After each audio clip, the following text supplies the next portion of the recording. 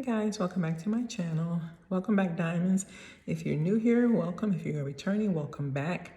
Today I want to talk more about domestic violence, and before we just do some housekeeping, before you sign in, make sure you hit that subscribe button. Don't forget to like, share, and comment to keep the algorithm going so that other people can get this vital, valuable information.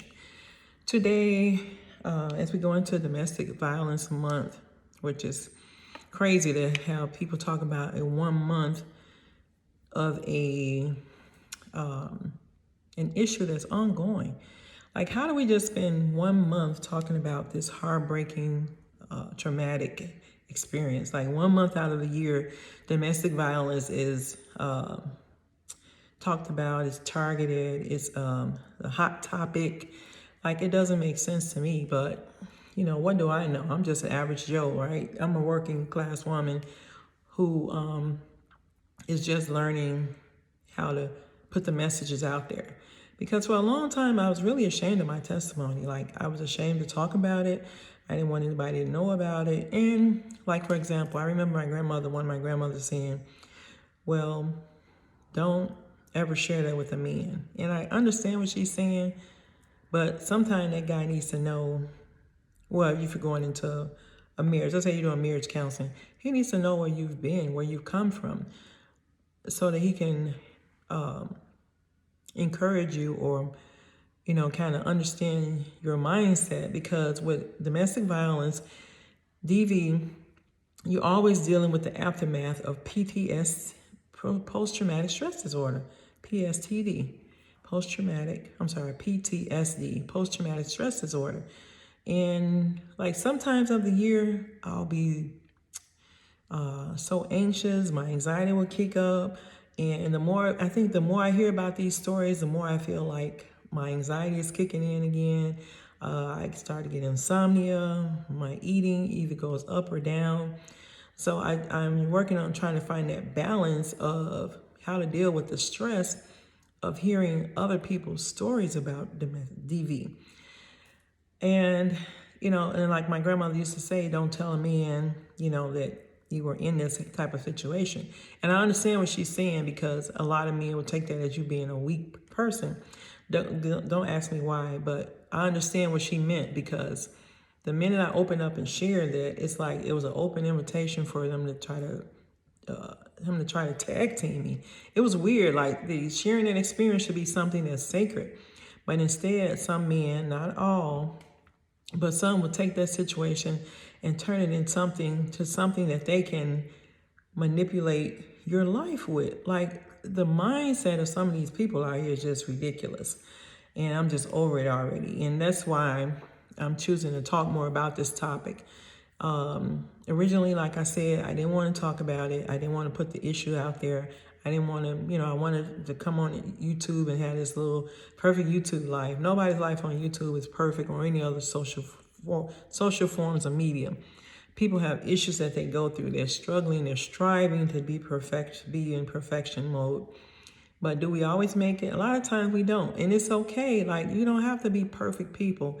We just have to be perfect for ourselves. And I think a lot of time when I hear these stories about how men mistreat women, it's triggering me into anxiety. Like, and I really I know that talking about this issue will allow me to open up and let that floodgate of pent up anger and frustration out, because I'm just talking about it. I'm not holding it in, okay? And I really want you all to know that I talk to you about these stories out of love. It's not for my own glory, my own fame. My channel is slowly growing, and that's okay. I'm okay with that. Like I said, if I can touch one person and get them motivated to take care of themselves, I can touch 2 people to get them motivated to take care of themselves, I'm going to be good with it. And I was noticing also, this is something else. People won't come over and support your channel, but they'll try to steal your little ideas from you. Like, I've been calling you all diamonds for a while. Why somebody else on YouTube also try to take that name and use it? And the way she said it doesn't even sound authentic. Like, whatever. I'm like, whatever. That's why I don't trust these church folks out here. They're always they can't be original. They always have to steal somebody else's ideas. But anyway, I digress. And I just want you all to know that I genuinely share these stories because I'm hearing so much. It's like they're saying now, what, 4 or 5 women per hour are being mistreated, oh my goodness, like this is crazy. Like, well, when will the laws change to help women?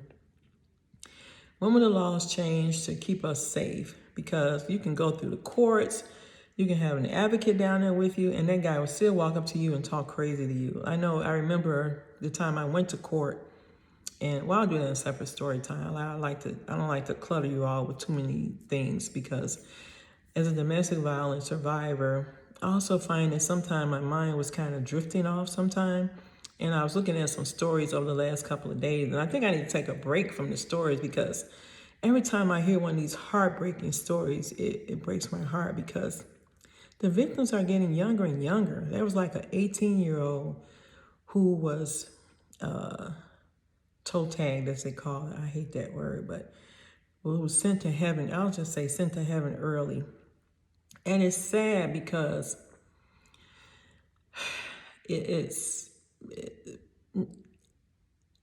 are we not getting enough information out there? What can we do to get more? What can I do to get more information out there to women who need the help? How can I be? Do I need to do more videos? I need to talk more about it. Do more people need to come out with their stories? Like, what do we need to do to save more lives? Like, I'm just curious to know what else I can do as a YouTuber. What else can I do to get the message out there to these young women and young men who are going through these issues? Because it's limited to young women anymore. It's also for young men who are going through it also. So I just want to make sure that you all you have an advocate. And I don't have all the answers. If I had all the answers, I'd be sitting pretty right now and helping way more people. Like, I would love to start like a shelter for abused men, abused women, and have them live there and just be taken care of for a while. Just because when you come out of this mode, you don't really know yourself anymore. You don't know who you are as a person. You don't know where your life will start. It's like starting all over again. You were left at the end of the road, like somebody just left you out, like you were put out of your car. This is an example I'll give you. Ending a domestic violence situation and knowing that that's the end of that relationship, if you've been injured, and I say that because once that happens, you need to end that relationship, because there's nothing else to look forward to in that relationship, just more violence. And a lot of times, this is a story time. A lot of times these guys will tell you, oh, I'm going to change. I'm going to do something different. Please don't listen to that. Don't listen to that. Please don't. I'm begging you not to listen to that. Because once he puts his hands on you, it's time to walk away from that relationship, if not run. And I know we want to stay and try to work things out and change people and make people better and make people okay and make them healthier. You can't do that. People have to take care of their own mental health. There's nothing you can do to change a person. You can only change yourself. You can mold children. You can't even change a child. If a child wants to grow up and do something, they're going to start forming those behaviors early on in life. And that's why I say we really have to look out for ourselves. When somebody starts pushing you, mistreating you, verbally criticizing you and all that, that's all part of the plan to get you lower your guard, so he can bring you down to his level if you're a woman, or a woman to be brought down by a man, or a man to be brought down by a woman. It's all part of the plan for them to manipulate and keep you enslaved to their way of thinking. And that's all DV is.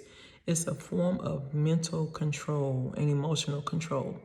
That's all it is. It has nothing to do with love. It has nothing to do with taking care of yourself. It has nothing to do with that person taking care of you, looking out for you. They have no real regard for your health and safety. Otherwise, they wouldn't put their hands on you. You know why they wouldn't put their hands on you? Because they don't know what could happen. They could accidentally send you to heaven because of their mistreatment. It can only take one. Let's say he slapped you so hard, he knocked you through a wall, and you cut yourself on something and you bled out. Like, come on now, come on. That's how quick that stuff could happen. Or he's playing around with a gun, trying to prove a point to you, I'm just hearing too many stories. It's like, I really need to put some more fun into this channel because I want you all to know that life gets better after domestic violence. It really does. And I want you all to know that there is that light at the end of the road. And once you've been, like I said, once you've been put out that car, out of that relationship, you're just standing there like, what do I do now? Where do I go? Who do I see? And you really have to start getting it together up here because you're like, you've had this person controlling your whereabouts, what you do, how you spend your money, what you wear. And all of a sudden you made all your decision making is back in your hands. All of your decision making has to come back to you. And it's so scary because now you're like, okay, I left this behind. I left part B behind. I left, I've talked about A and B in my videos before. I left this part behind. What do I have now? And then you're like, that's all I had. This is all I had. And it's like this little thing here. This is all I had. And I had to leave that behind. I had to throw it all away and start over. Sometimes you're leaving all your clothes. You may walk away with only the clothes on your back. Like, this is how urgent we have to make getting away from these situations. We have to make it so urgent that we get the heck up out of there quickly and easily. And that means taking those important documents and getting the heck up out of there. Not announcing where you're going. And you really need some time just to be able to say, like, where will I be living? Who am I going to, what happens next if I go to a shelter and the only reason why I wasn't able to go to a shelter before when I was married to my husband and there was one right down the street from me, thankfully, on the north side of Chicago. The only reason why I didn't end up at a shelter was because they had daytime hours and I was working 3 to 11. So I had to be in the shelter by, I guess it's for safety reasons, by 8 p.m. every night. So I wasn't able to accept housing there. But I was able to go in and get my own apartment, and my brother helped move me out one night when I made sure my husband was at work. I called and he was still at work. He's driving taxied in, and he was still at work, so I was able to just say, okay, I can get on out of here. And once I knew my brother was waiting, and we got that stuff and got on out of there. And I left the house clean, like I didn't. And then when you go somewhere else, it's like, I didn't destroy the little stuff that I had left there. Like, I left everything behind. We had bought all new furniture, cereal set, dishes, everything was left clean. Food was cooked on the stove. Like, that's how I left it. Will you do that? Maybe, maybe not. I don't know. But it's up to you, whatever you decide to do. And after you come out of those situations, you're going to have so many decisions. You're going to be kind of perplexed at first. You're going to be like, what's first? What's urgent? You take care of your urgent needs: housing, food, shelter, keeping a roof over your head.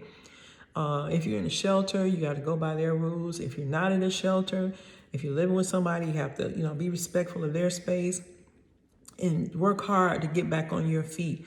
And give yourself that moment to cry and feel that emotion. Like, sometimes we want to rush on. We want to be tough and big and brave. Of course, we're human. The human aspect of you will start to question, what caused me to stay in this long, this relationship so long? Why am I here? What did I do wrong? And you never have to do anything wrong. It's just that person didn't like you, let alone love you. And that was a hard pill for me to swallow because I felt like everybody should like me. Everybody should be, treating me with respect and dignity. And my own husband took advantage of that situation. And he did wrong. He did me wrong, but I had to come out of that and start over. And I had to start over. And I had, even today, I'm flexible that whatever happens in life, I have to be able to start over and do something different. It may not turn out the way I wanted to, but I got to start over and do something different. And I've had to accept that. I had to learn to be flexible in life. And, you know, once I got out there and saw, and I took baby steps, I was just crawling. I had to crawl before I walked again. I mean, I was financially destitute. Like he was getting nasty with the money and didn't want to pay the rent and all this. And I'm like, oh my God. Like, it was just because he wanted to maintain control. And he started punching me like a punching bag. And I'm like, I'm out. And then we had that last fight over our son. I was out. I was like, this is it. I said, I may not want to leave for me, but I'm leaving because of my child. And to this day, my son still remembers that situation. I hate that. I hate the fact that my son had to live through that and remember that. Like, that was the thing that I didn't want him to remember. But by me staying that extra couple of weeks or whatever I stayed, it led to us fighting, physically fighting like this over our son. And that's a memory. That's a memory that's etched in his head. Like, and I remember my son, he was like 3, he was trying to bite his dad's leg. So it's not, the situation wasn't funny, but you have to laugh sometimes to keep from crying. And I just want my young diamonds out there, I want you all to be able to raise your children. And so many young women are just leaving here, going to heaven, leaving their children behind, brand new babies, pregnant women. When will this stop? This has got to stop. Like, you know, we can't control these guys. We can only control ourselves, ladies. We cannot control their actions. We cannot control them. But I'm going to come back with another video in a minute. And I hope you all are enjoying this series. This is my domestic violence series.